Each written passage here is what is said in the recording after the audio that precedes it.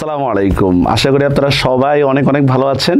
ব্যাকবোনের পক্ষ থেকে নতুন একটি ক্লাসে আপনাদের স্বাগত জানাচ্ছি। আজকে আমরা আলোচনা করব হচ্ছে স্বরসন্ধি নিয়ে। এটা অত্যন্ত গুরুত্বপূর্ণ একটা আলোচনা, কারণ স্বরসন্ধির বেসিক কিছু রুলসে আমরা ভুল করি, যার ফলে আমাদের পরীক্ষায় নাম্বার কম আসে। প্রথমে একটা কথা বলে রাখি, সন্ধির ক্ষেত্রে বারবার এই কথাটা আমি বলি, সেটা হচ্ছে সন্ধি হয় কোথায়। সাধারণত দুইটা অর্থবোধক শব্দের মধ্যে সন্ধি হয়, অথবা উপসর্গ প্লাস অর্থবোধক শব্দের মধ্যে সন্ধি হয়, অথবা প্রত্যয়ের মধ্যেও সন্ধি হইতে পারে। মানে সন্ধির বিষয়টা হচ্ছে কি উচ্চারণের সাথে। সমাসবদ্ধ শব্দ সন্ধি হইতে পারে, প্রত্যয় ঘটিত শব্দও সন্ধি হইতে পারে, আবার উপসর্গ থেকেও সন্ধি হইতে পারে। এখন আপনাদের কাজ হচ্ছে রাইট উপসর্গ কোনটা, অর্থবোধক শব্দ কোনটা ঠিক, প্রত্যয়ের ক্ষেত্রে কোনটা রাইট, এইগুলো বের করা। এইগুলো বের করতে পারলে কিন্তু আপনার সন্ধিটা একদম ইজি। তো আসি আমরা স্বরসন্ধি নিয়ে আলোচনা। তো স্বরসন্ধি কাকে বলে আমরা জানি, স্বরবর্ণ প্লাস স্বরবর্ণ, স্বর প্লাস স্বর মিলেই হচ্ছে স্বরসন্ধি হয়।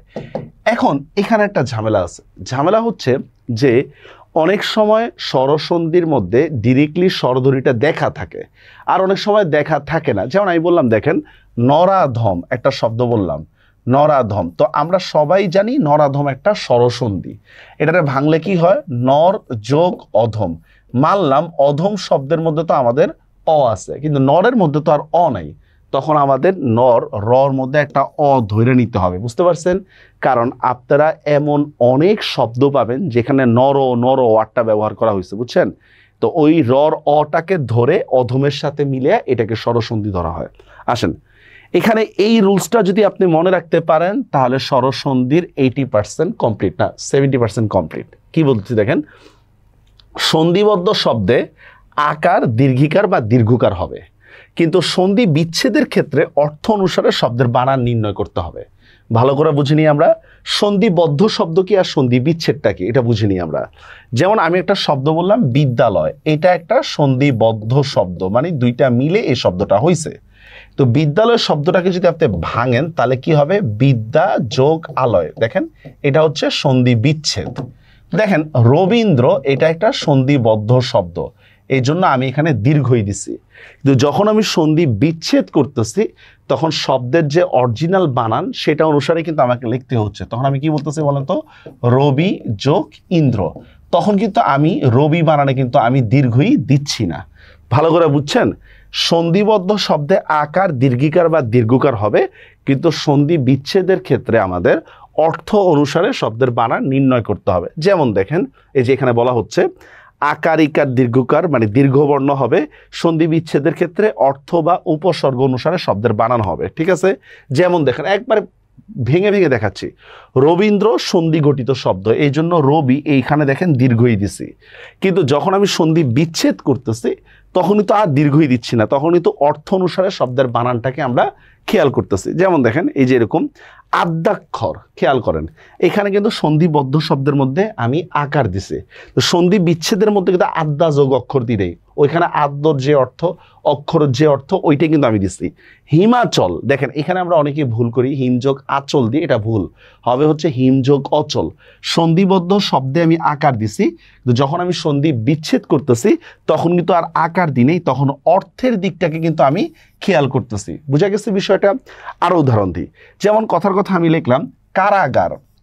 এখন কারাগার শব্দের সন্ধি বিচ্ছেদটা কি হবে, এটা হবে হচ্ছে কারা যোগ আগার, কারা যোগ আগার। এখন আপনি প্রশ্ন করতে পারেন যে আমি কেন কার যোগ আগার দিলাম না, কারণ কারের সাথে দিলে অর্থ মিলবে না। পাঠাগারের যদি সন্ধি বিচ্ছেদ দেন, পাঠা যোগ আগার হবে, সন্ধি নিয়ম অনুসারে হবে, কিন্তু কেন হবে, মানে প্র্যাকটিস অনুসারে হবে না। কেন হবে না? পাঠাগারে তো আর পাঠা পাওয়া যায় না, ঠিক না? এখানে পড়া হয়, কি হবে, পাঠ যোগ আগার। এবার দেখেন কটূক্তি, দেখেন সন্ধিবদ্ধ শব্দে আমাদের দীর্ঘও দিছি, তো সন্ধি বিচ্ছেদের ক্ষেত্রে আমরা কিন্তু হ্রস্বও দিছি। দেখেন হিমাচল, পরীক্ষা, সন্ধিবদ্ধ শব্দে আমরা দীর্ঘই দিছি, সন্ধি বিচ্ছেদের ক্ষেত্রে আমাদের যেটা পরি একটা উপসর্গ হ্রস্বই দিছি, ইচ্ছা একটা বানান, এই জন্য আমরা দীর্ঘই দিছি। বুঝা গেছে?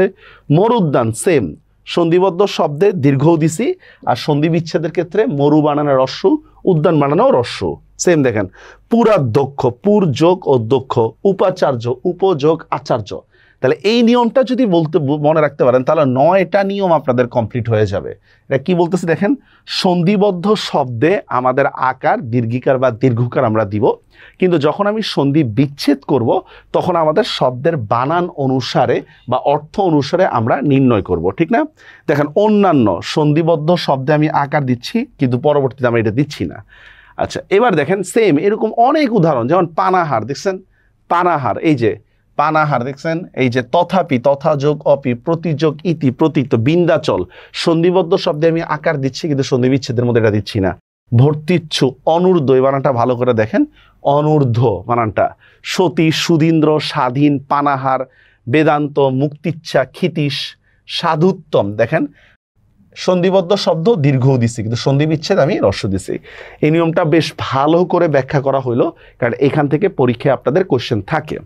আচ্ছা, মাত্রাধিক, দেখেন মাত্রা যোগ অধিক, এটা কিন্তু মাত্র যোগ অধিক দিব না আমরা, ঠিক না? কেন?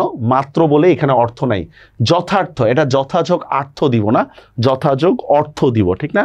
অদ্যপি, অনুদিত, শশাঙ্ক, এই দেখেন শশাঙ্ক, শশ যোগ অঙ্ক, অদ্যাবধি, অদ্য যোগ অবধি, সর্বশান্ত, সর্বস্ব যোগ অন্ত, ভালো করে এটা মনে রাখতে হবে, সর্বস্ব যোগ অন্ত, শ্রীশ, শ্রী যোগ ঈশ। আচ্ছা, এখন ব্যতিক্রম আছে গুরু যোগ উক্তি, গুরুক্তি, গুরু যোগ উক্তি, এটা হচ্ছে গুরুক্তি, এটা হচ্ছে ব্যতিক্রম, এখানে আমাদের দীর্ঘ না হয়ে হ্রস্ব হয়েছে, এটা আমাদের বড় কোনো ফ্যাক্ট না। আচ্ছা, এবার দেখি আমরা এই নিয়মটা শুদ্ধিকরণের জন্য খুব গুরুত্বপূর্ণ, এই নিয়মটা ভালো করে মনে রাখবেন, খেয়াল করেন, রস্যি বা রস্যুর পরে অন্য স্বরধ্বনি থাকলে কোনো জফলা বা জ হবে। আচ্ছা, এটার মানেটা কি দেখেন, কোনো শব্দের মধ্যে যদি জফলা যদি থাকে তাহলে সেটাকে প্রথমে রস্যি বা রস্যুতে কনভার্ট করব, পরে আমরা জফলার সাথে যে স্বরধ্বনিটা আছে ওইটি আমরা লিখব। যেমন একটা শব্দ বললাম অত্যন্ত, দেখেন এখানে কিন্তু তর সাথে একটা জফলা আছে, তাহলে আমরা কি করব, প্রথমে আমরা রস্যিকার আনবো, কিভাবে হবে, অতি, এরপর দেখেন জফলার সাথে কোন স্বরধ্বনি আছে, অ, তাহলে কি হবে, অতি যোগ অন্ত, অত্যন্ত, ঠিক আছে? এই যে সেই ক্ষেত্রে অর্থ উপসর্গের দিকটা খেয়াল রাখতে হবে, ঠিক আছে? যেমন দেখেন এই যে সংক্ষেপে দেখেন এখানে যদ্যপি, খেয়াল করি আমরা যদ্যপি, এখানে কিন্তু একটা জফলা আছে, জফলা যেহেতু আছে তাহলে আমরা কি করতেছি, প্রথম অংশে আমরা রস্যিতে কনভার্ট করতেছি, দেখেন যদি। এবার দেখেন জফলার সাথে যেহেতু কোনো স্বরধ্বনি নাই তার মানে এখানে অ আছে, তাহলে কি হবে, এই যে অপি, যদি যোগ অপি, যদ্যপি। এবার দেখেন অত্যাচার, এখানে কিন্তু একটা জফলা আছে, জফলার পরিবর্তে আমরা রস্যই আনছি, ভালো কথা। এবার দেখেন স্যার এই যে একটা আকার আছে কিনা, আছে, এই জন্য আমি এখানে আকার শব্দটা আনছি, বুঝা গেছে বিষয়টা? অগ্নুৎপাত, খেয়াল করেন জফলা আছে এই জন্য আমরা রস্যই আনছি। এবার দেখেন এখানে একটা রস্য আছে এই জন্য আমি এখানে এই যে রস্য আছে এই জন্য আমি রস্য আনছি। এরকমভাবে গণিতের মতো সূত্র করে করে কিন্তু আপনার পড়তে হবে। মস্যাদার সেম দেখেন মসি যোগ আধার, যাত্রাভিমান, আমি কেন যাত্রাভিমানটা ঠিক হবে না, মনে করেন আমি একটা শব্দ লিখলাম যাত্রাভিমান, এই বানানটা সঠিক না, কেন সঠিক না দেখেন, এইটা ভাঙলে কি হবে জানেন, জাতি যোগ আভিমান, কথার কথা জাতি যোগ আভিমান, তা দেখেন আভিমান বলতে কোনো শব্দ আছে নাই, এই জন্য জাত্যাভিমান, জাতি যোগ অভিমান, বুঝা গেছে বিষয়টা? নদ্যম্বু, নদী যোগ অম্বু, বুঝা গেছে? ব্যবহার, দেখেন এই যে বি যোগ অবহার, এই জিনিসটা খুব ভালো করে মনে রাখতে হবে শুদ্ধিকরণের জন্য, শুদ্ধিকরণের জন্য এই নিয়মটা ভালো করে মনে রাখতে হবে। কোনো শব্দের মধ্যে যদি জফলা থাকে সেটাকে রস্যি বা দীর্ঘইতে কনভার্ট করে ফেলবো, আর জফলার সাথে যে স্বরধ্বনিটা আছে ওইটাই আমরা বসাবো। এবার দেখেন কোনো শব্দের মধ্যে যদি আমাদের র থাকে, কোনো শব্দের মধ্যে যদি আমাদের র থাকে বলতে এই দেখেন এই যে জ রেফ থাকে, তাহলে প্রথম অংশে আমরা রয় রস্যিকার আনবো, পরে জর সাথে স্বরধ্বনিটা লিখতে হবে। দেখেন যেমন দেখেন আমি যদি বলি দেখেন পর্যন্ত, দেখেন এখানে জর উপর রেফ আছে এই জন্য প্রথমে আমরা কি আনছি পরি, এবার কি জর সাথে কি আছে, অ আছে, পরি যোগ অন্ত।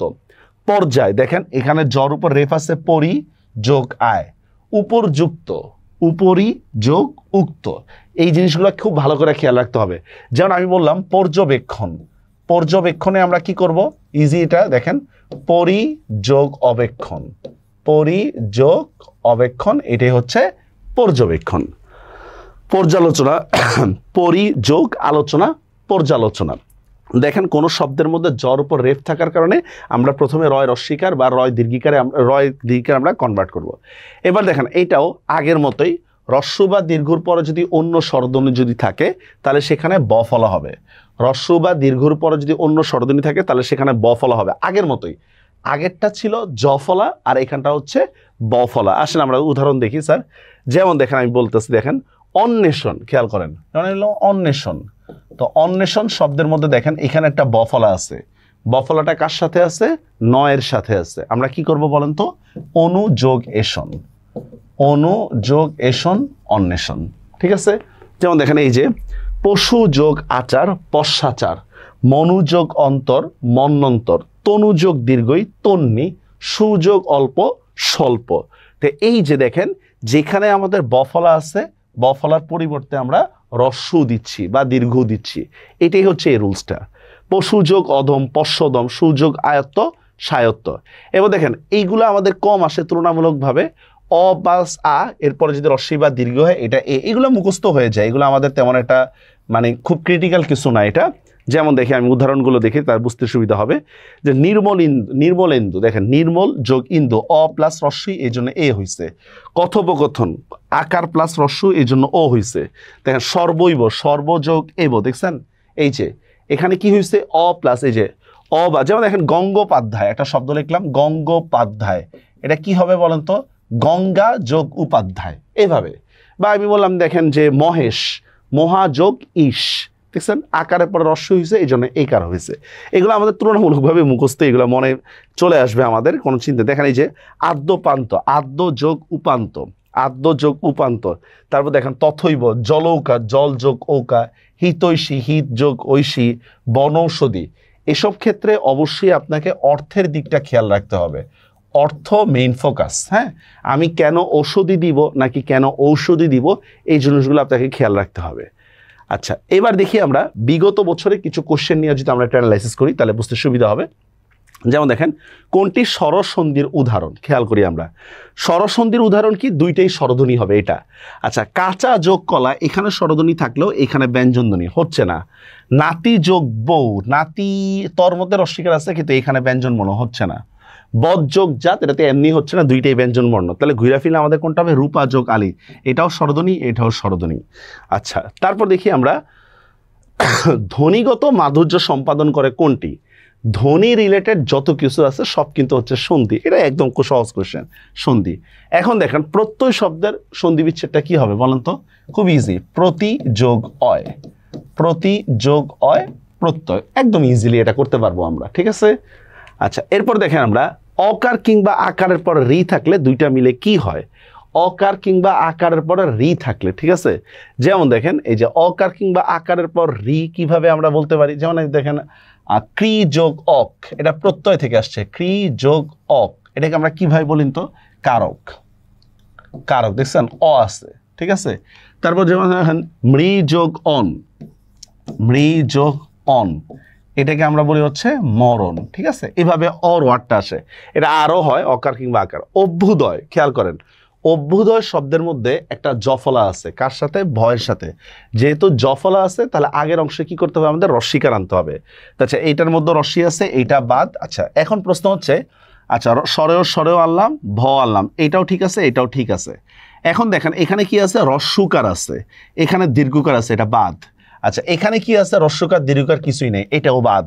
তাহলে রাইট আনসার কোনটা হবে? ক, অভিযোগ উদয়, অভিযোগ উদয়, এটাই হচ্ছে কিন্তু আমাদের রাইট আনসার, ঠিক আছে? সদানন্দ, এটা সন্ধি বিচ্ছেদটা কি হবে? খেয়াল করেন আপনারা 3-1-এর রুলস আছে একটা, 3-1, ঠিক আছে? ওইটাই 3-1-এর রুলস দেখে দেখেন, দেখেন আমি এখন সৎ যোগ আনন্দ, শুধু সৎ বলতে কোনো শব্দ নাই, বাদ। সদা যোগ নন্দ, নন্দ দিয়ে কোনো ওয়ার্ড হয় না, বাদ। সৎযোগ অযোগ নন্দ, এটাও বাদ। এবার দেখেন রাইট অ্যান্সার এটা, সদা মানি সর্বদা, ঠিক আছে? সর্বদা, আনন্দ মানি আনন্দ, ঠিক আছে? এইভাবে অপশনগুলো অ্যানালাইসিস করার সময় কোনটা কেন বাদ হইলো ওইভাবে কিন্তু আপনাকে লিখতে হবে। যদি আপনি এইভাবে যদি লিখতে পারেন তাহলে কিন্তু পরীক্ষায় ভালো নাম্বার পাবেন এবং সন্ধিগুলো বিশ্লেষণ করতে পারবেন। দেখা হবে পরবর্তী ক্লাসে। আল্লাহ হাফেজ।